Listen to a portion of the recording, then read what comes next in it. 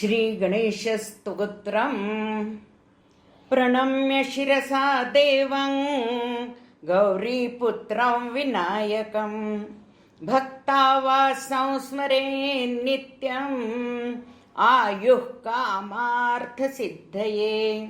प्रथमं वक्रतुण्डं च एकदन्तं द्वितीयकं तृतीयं कृष्णपिङ्गाक्षं गजवक्त्रं चतुर्थकं लम्बोदरं पञ्चमं च षष्ठं विकटमेव च सप्तमं विघ्नराजेन्द्रं धूम्रवर्णं तथाष्टमं नवमं भालचन्द्रं च दशमं तु विनायकम् एकादशं गणपतिं द्वादशं तु गजाननं द्वादशैतानि नामानि त्रिसन्ध्यां यः पठेन्नरः न च विघ्नभयं तस्य सर्वसिद्धिकरं प्रभो।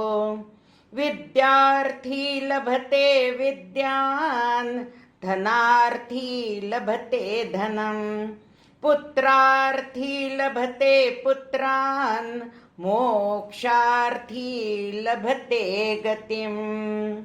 जपेत् गणपतिस्तोत्रं षड्भिर्मासैः फलं लभेत् संवत्सरेण सिद्धिं च लभते नात्र संशयः।